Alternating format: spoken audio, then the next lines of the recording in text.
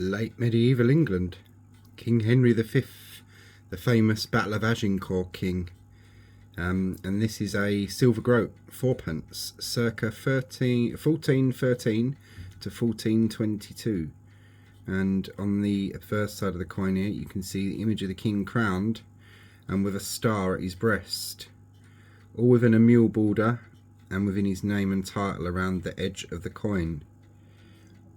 Oh yeah, that's one of our famous medieval kings, and we're going to be moving on to the next one of more famous, kind of infamous than this man for what happened to him, and he featured in one of my videos recently, so on we go to the next one.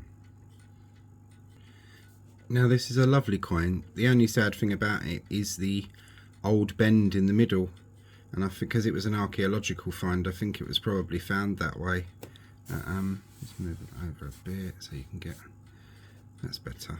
And this is King Henry VI, the murdered king, the one that was murdered supposedly at the chapel in the Tower of London while at his prayers. And this is a 4pence coin, another groat, circa 1422 to 1431, and was minted in Calais in France when it was still in English possession. So it's an interesting one, this, for that. Just a few years before the start of the Wars of the Roses, on the obverse side of the coin is an image of the king crowned with fleur-de-lis around him, and all within a double mule border, and around the edge of the coin is his name and titles. So yeah, some famous events and a famous king.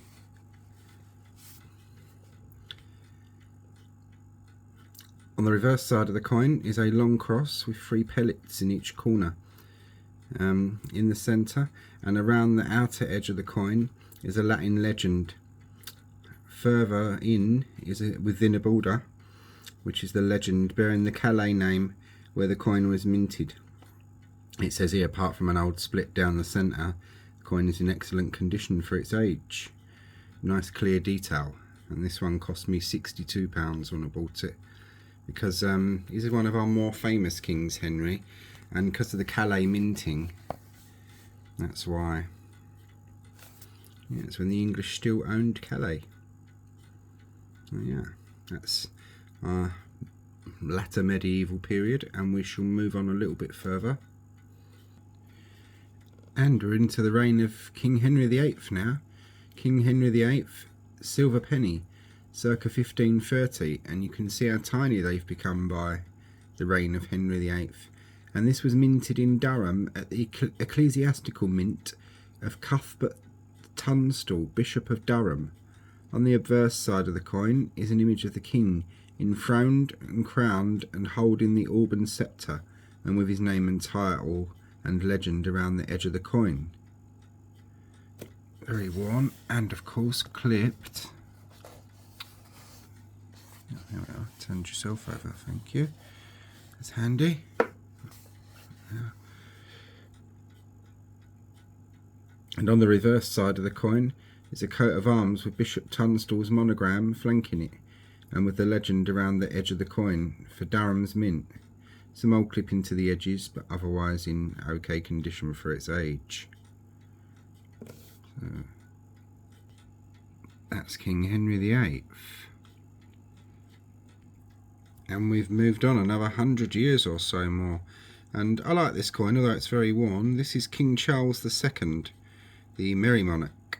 And this coin is a King Charles II copper farthing. And you see we've gone from silver to copper coins for the smaller coinage now. 1675, and this was minted at the Tower of London. On the obverse side of the coin is a Romanesque image of King Charles wearing laurels on his head, and with his name and title and legend around the edge of the coin. And let me pause you. On the reverse side sits Britannia, and it was in the reign of King Charles II that Britannia would first appear on our coins. She's very worn, and you can see the date just underneath Britannia, 1675. So that's King Charles II, and we're slowly edging our way more towards the type of coinage that we would recognise. Same value of coin, copper farthing, much better preserved this one. And this is King William of Orange. So quite a momentous part in England's history with William of Orange. It's a copper farthing, and this dates from 1697. On the obverse side of the coin is a Romanesque image of king wearing laurels on his head, with his name and title and legend around the edge of the coin. And here we see Britannia, quite worn but better than the last one, 1697. And that's King William of Orange. And we're another century on now, more or less, 1723. And this is King George I. And this is a silver sixpence coin. On the obverse side of the coin is a Romanesque image of the king wearing laurels with his name and title around the edge of the coin. You can see this one's quite well preserved. And on the reverse side you can see the quartered arms of England, Ireland, Scotland and Wales, with the date at the top, it's crowned, and legend around the edge. And there are 2 G's for the king and 2 S's, which denote that the silver which made this coin came from the South Sea Company. Up until now, all the coins that we've just seen were struck by hand using a die and a cast, which would be struck hard with a hammer or a hammer press. These are the first coins to ever be struck using a steam press, and it's a Cartwheel Penny and Cartwheel Halfpenny, so called because they are so big. They are ridiculously big. I mean, that's in the palm of my hand and you can see how big it is. They just didn't. They were the first coins ever struck using a machine, so they're an interesting piece of history in their time. King George III, poor mad king. Let's turn that one over so you get that side as well. King George III, and we'll turn them both over. And they're ridiculously heavy. The complaints that went into the Royal Mint about these coins, well, were quite phenomenal and funny if you read some of them.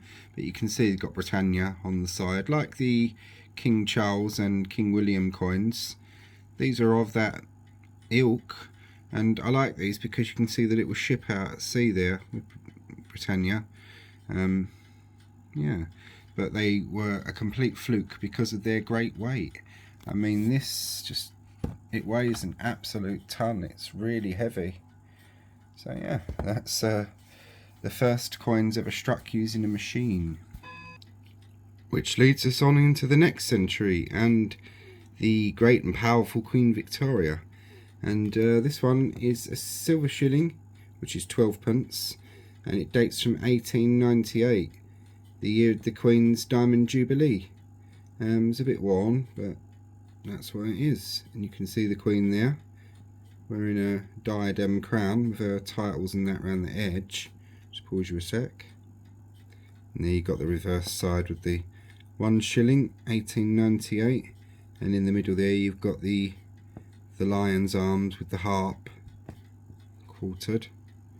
So yeah, and that's basically what led us into the modern coinage that we have today, which is my most recent coin, and one of the most recent to be struck in England, to be minted. This is a King Charles III 50p. You can see the profile of the king there, facing the opposite way to the Queen.